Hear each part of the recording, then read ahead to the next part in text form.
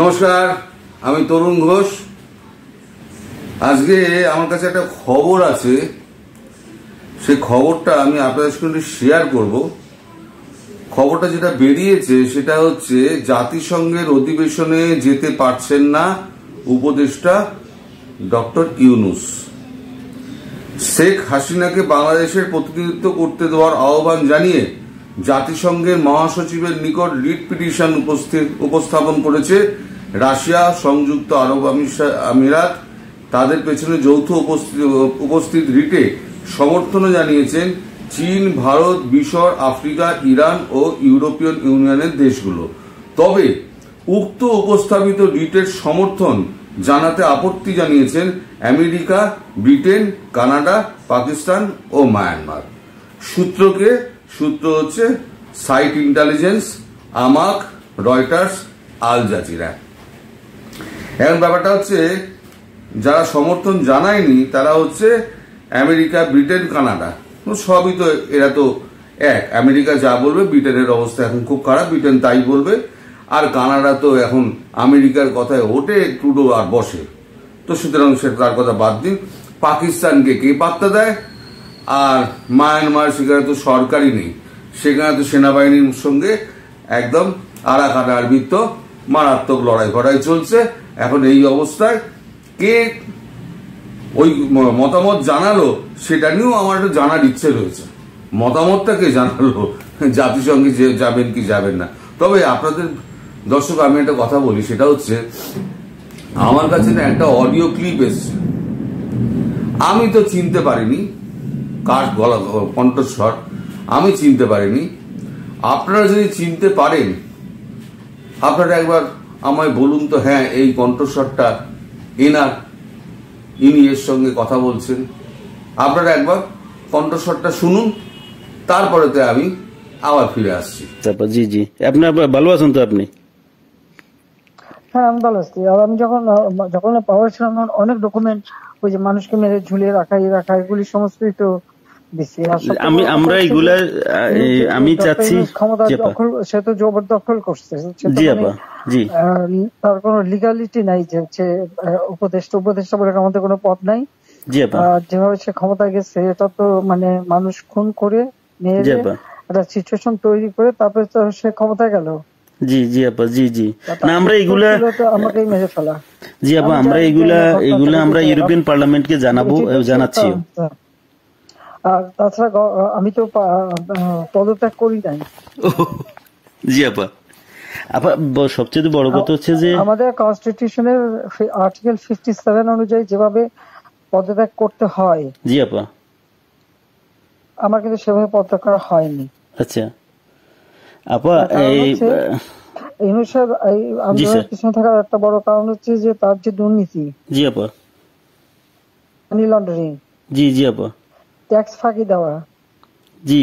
লেবারদের অর্থ আত্মসাৎ করা। জি। আবার লেবার লিডারদের ঘুষ দেওয়া। জি আপা। এই সবকিছু মিলেই কিন্তু সে একটা সিচুয়েশন তৈরি করতে যাচ্ছে। তার সাথে তারা কিন্তু কিছু দেশ সবসময় সাপোর্ট করে, ওই চেষ্টা কাজে লাগাইছে। তার একটা ভার্ডিক্ট ছিল। জি আপা। মামলার 6 তারিখে আগস্ট। জি আপা। ওরা যাতে না হতে পারে সেজন্য সে 5 তারিখে আগায় নিয়ে আসে। আর 5 তারিখে আনার ফলে যেটা হলো, আমার যখন মানুষ মারা গেল, আমি একটা জুডিশিয়াল কমিশন করলাম। জি আপা। এনকোয়ারি করবার জন্য। জি। তারপর আমি সিদ্ধান্ত নিলাম যে আমি থাকবো না, আমি ছেড়ে দেবো। আপা আপনি কি কোনো স্পিচ দিবেন নাকি?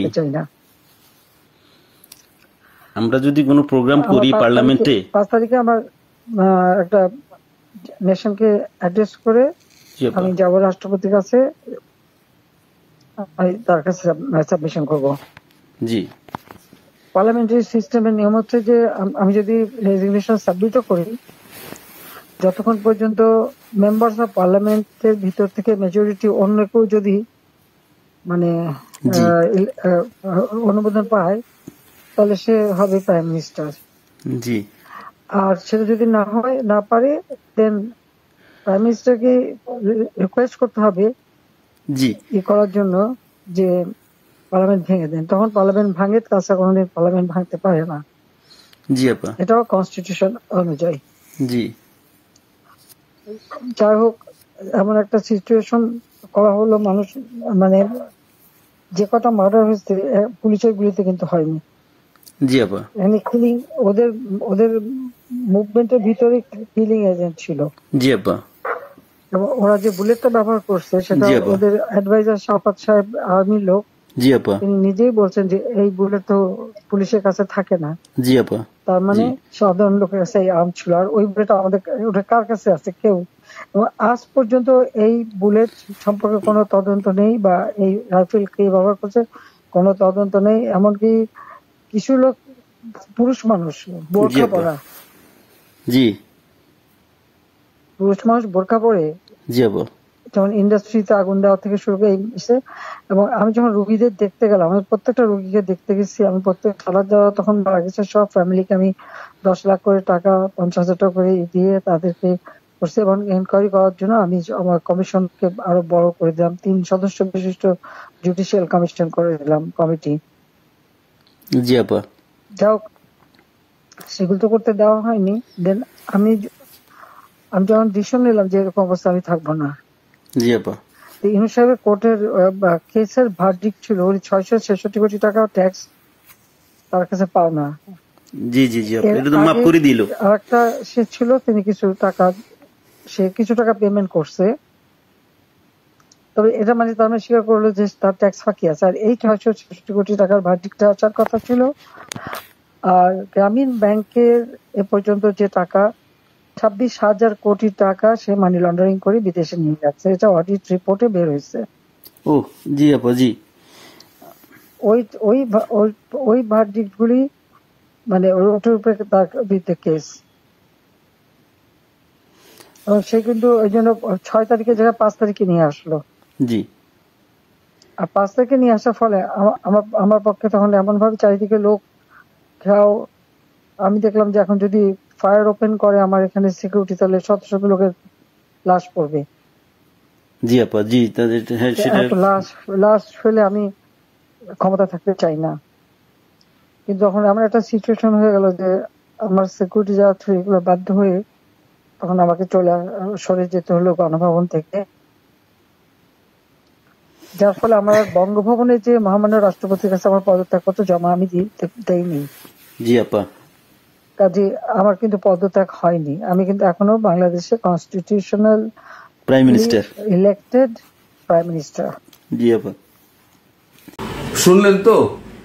এখন বাংলাদেশের মানুষরা নিশ্চয়ই বুঝতে পারবেন এটি কারা। আমার যারা রেস্ট অফ বাংলাদেশ, সারা জায়গা সারা পৃথিবীতে ছড়িয়ে আছে আমার ছোট চ্যানেলের অনেক দর্শক, তারা কিন্তু আমার সঙ্গে হোয়াটসঅ্যাপে যোগাযোগ করেন। তাদের কাছে আমার প্রশ্ন, দাদা আপনারা কি চিনতে পারলেন কণ্ঠস্বর কার? যদি কণ্ঠস্বর চিনে থাকেন তাহলে এবারে তো আমায় বলুন তো ইনি কে? আচ্ছা, দ্বিতীয় হচ্ছে এই কণ্ঠস্বর যার, তিনি যদি সত্যি কথা বলেন তাহলে পরে আমার কাছে, তাহলে পরে মানে ব্যাপারটা, যে খবরটা বেরিয়েছে সে খবরটা সত্যি। যে খবরটা প্রথমে আমি বললাম ভিডিও চালানোর আগে, যে এরা আপত্তি জানিয়েছে, এরা সমর্থন জানিয়েছে, তাহলে খবরটা সত্যি। আর দ্বিতীয় আর একটা কথা হলো, সেটা হচ্ছে যে এই জাতিসংঘের একটা তালিকা রয়েছে, সেই তালিকা তো আমার কাছে নেই, কিন্তু আমি শুনেছি, আমি খবর পেয়েছি সেই তালিকায় কিন্তু এখনো বাংলাদেশের প্রধানমন্ত্রী হিসেবে শেখ হাসিনার নাম জল করছে। তার কারণ শেখ হাসিনা সরকারিভাবে পদত্যাগ করেননি, এটা বলা হচ্ছে। এবং তার পদত্যাগপত্র যদি করেও থাকেন তার পদত্যাগপত্র কিন্তু জাতিসংঘে জমা পড়েনি। আর দ্বিতীয় কথা হচ্ছে, এই যে বর্তমান সরকার নামক যে এটা চলছে, হ্যাঁ, একটা সার্কাস পার্টি যেটা চলছে, সেই সার্কাস পার্টির যিনি প্রধান ডক্টর ইউনুস, তাকে অ্যাপয়েন্টমেন্ট দিল কে? তার তো কোনো অ্যাপয়েন্টমেন্ট লেটার নেই। তাহলে কিসের ভিত্তিতে জাতিসংঘ এদেরকে মেনে নেবে?